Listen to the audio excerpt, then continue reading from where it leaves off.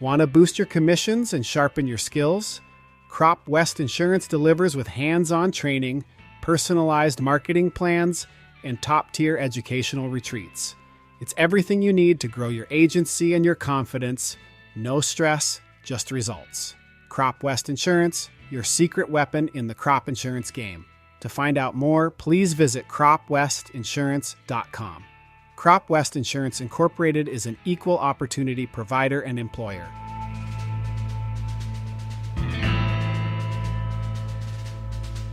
Hey there, and welcome to the Crop Insurance Podcast. I'm your host, Mike Rydell, a third-generation crop insurance agent, and I'm here to help you navigate the ins and outs of crop insurance.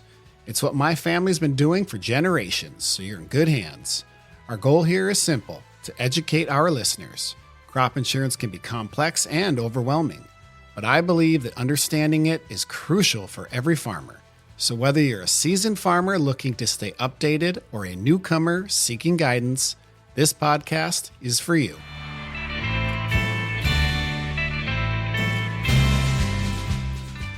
Before we dive into today's topic, we just want to take a moment to acknowledge the devastating wildfires impacting so many in California. Our thoughts are with the families, farmers, and communities facing these challenges. While our podcast focuses on crop insurance, we know that natural disasters affect every aspect of agriculture and livelihoods. We're hoping for safety and relief for everyone affected. Welcome back, everyone. This is episode 2 of our Napa Valley Vineyard Risk Management mini-series. And if you're tuning in without listening to episode 1, I'm going to need you to hit pause and go back. Seriously, don't keep going. Go back and listen to that episode first, as there's quite a bit of information in there that's going to pertain to this episode.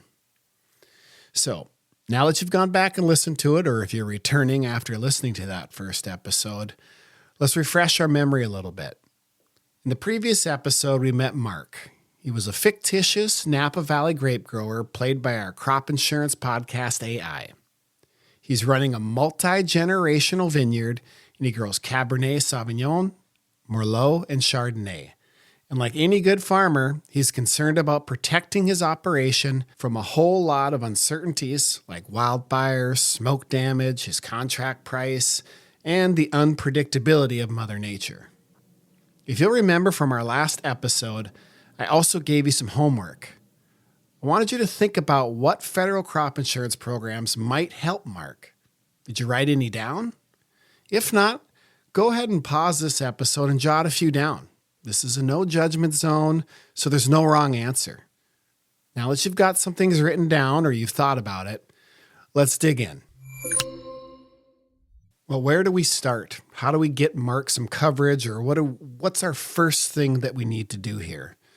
Well, the first big question that comes up is, what time of year is it? Now, why does that matter? Well, it matters a ton, actually. If we're talking about setting up Mark's 2025 crop year policy, the sales closing deadline for Napa Valley grape insurance is January 31st. That means everything. The applications, the updates, the signatures, all the supplemental applications, all that needs to be locked in by that January 31st deadline. So for the purposes of this case study, let's just assume that we're sitting down with Mark in mid-October the previous year. We have plenty of time to run quotes, compare options, and build the best coverage strategy for his vineyard. So what's first? Well, this is what I like to call the baseline federal crop insurance coverage, or your quote-unquote normal federal crop insurance coverage. For grapes in Napa Valley, there's really only one program available, and that's APH coverage. Think of APH coverage a lot like yield protection. It's all about the production guarantees. You're going to take your approved yield times your coverage level, and that's going to equal your guarantee. If Mark harvests less than his guarantee, he may qualify for a loss payment. If not, there's no loss. It's pretty straightforward.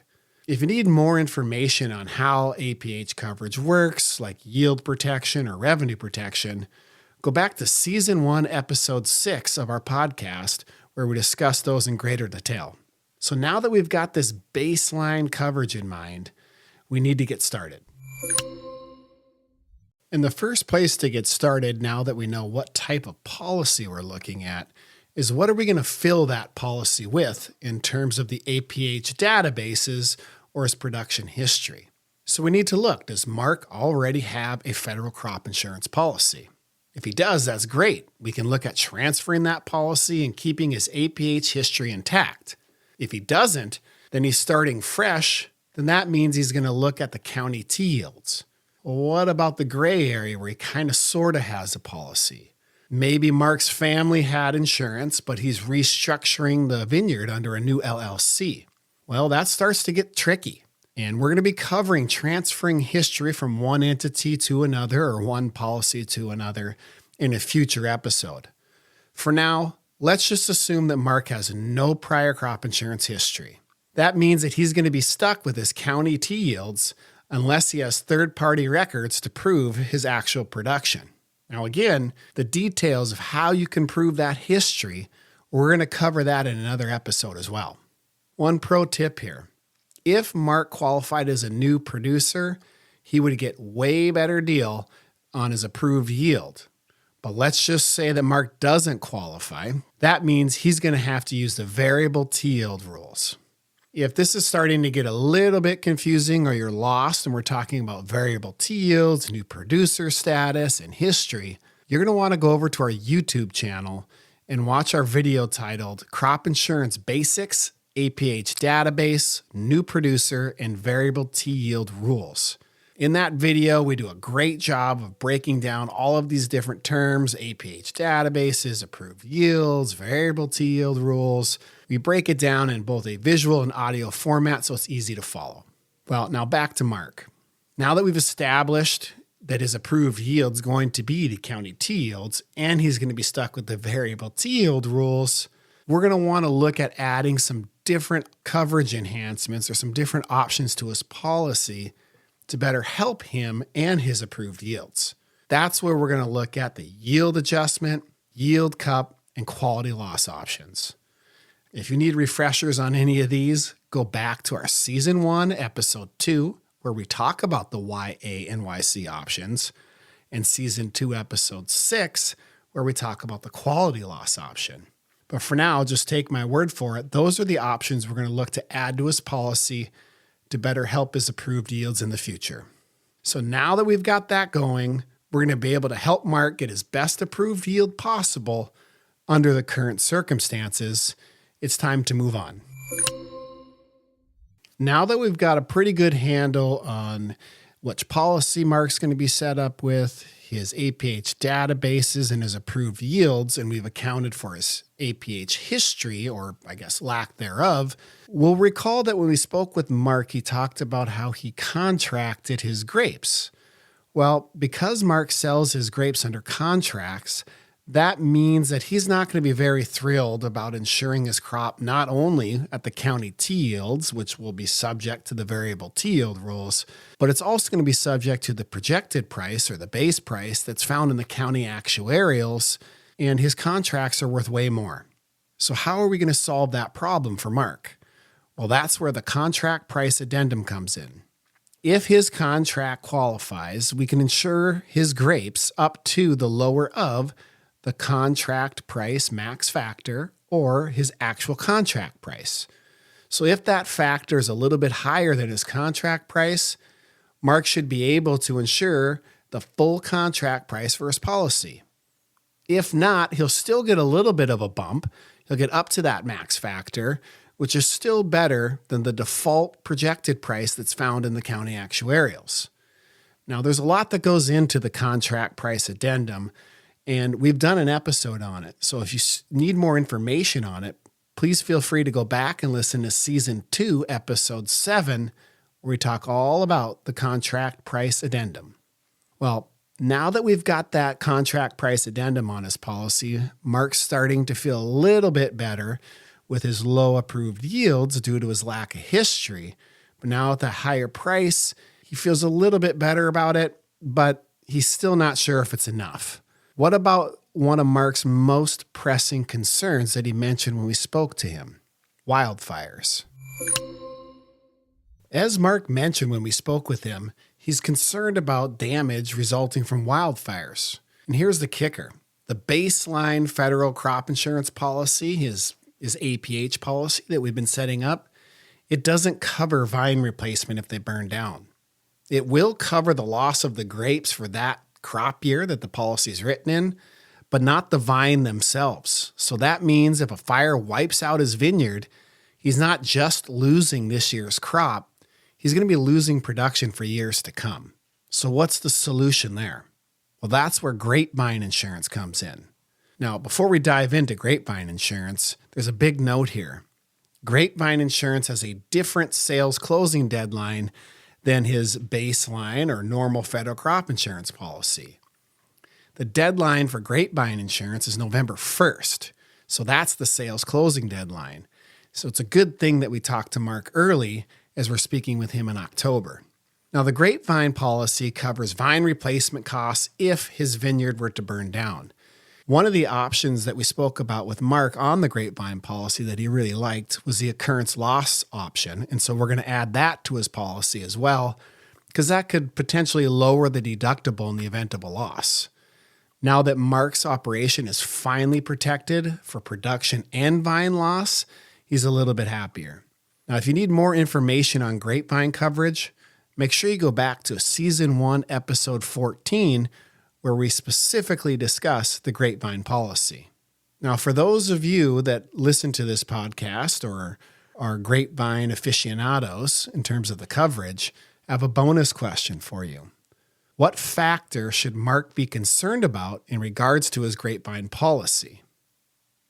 If you know the answer to that one, then I would be willing to bet that you understand the grapevine policy very well. If not, I encourage you to go back and listen to that episode. Now that we have Mark's grapes covered with his APH policy and all the different coverage options on there, and his vines covered with that grapevine policy, while he is feeling better, he's still a little uneasy because he's seen his neighbors suffer year after year from low yields and poor quality due to smoke damage. He wants more protection. And he's heard of products like the supplemental coverage option, or SCO, and the enhanced coverage option, or ECO. Now, since SCO covers only up to 86% of his approved yields, Mark is already at the 85%, so it's probably not worth it for him to take SCO. However, ECO, or the enhanced coverage option, that's a different story. That covers up to 95% of his approved yield. And it's an area risk plan, so the rates are reasonable and it takes into account the entire area where Mark's vineyard is located. Not to mention that it's now more affordable due to the increased premium subsidies that recently came about. Now, here's a point in our conversation with Mark where we're going to spend some time talking to him about the difference between area risk plans and his APH coverage on his vineyard itself, so that he fully understands the area risk nature of the plan like ECO. If you're unclear about the difference between area risk and the APH coverage, make sure you go to our Season 1 episodes 11 and 12, where we talk about SCO and ECO in more detail. Now that we've explained things to Mark and he understands how the programs work, he's ready to pull the trigger on ECO and add it to his crop insurance platform. However, Mark has heard some rumors about a new area risk plan. He called it Fire Smoke Index something.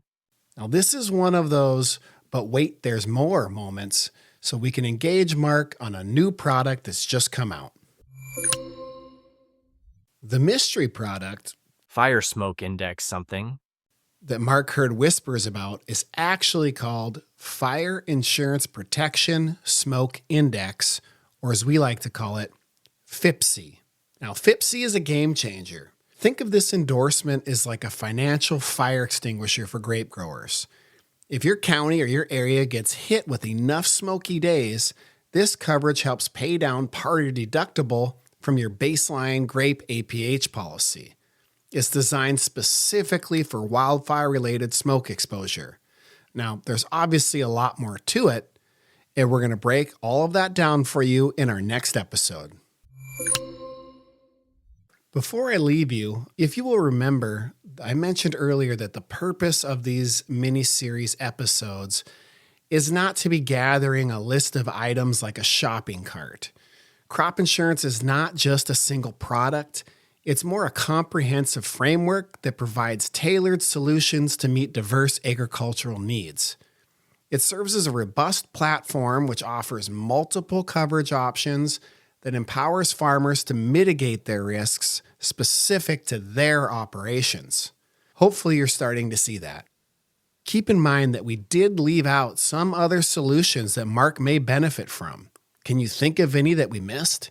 Go back and listen to the episode and think about the coverages we presented Mark with. Are there any gaps that hang out there that we could cover for Mark that we didn't mention already? I can think of a few out there that I'd like to present to Mark, but we'll leave those out there for another mini-series episode where we look at covering different gaps for different producers. Now, next week, we're going to be diving into the Fire Insurance Protection Smoke Index, or FIPSI endorsement.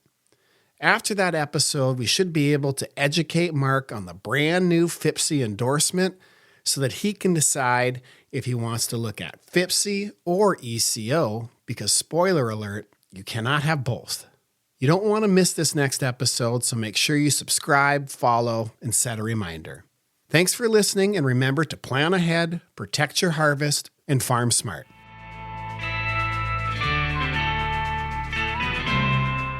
From my family to yours, thank you for joining me today. Explore more at cropinsurancepodcast.com, where you'll find episodes, articles, and tools to help you make the most of your coverage.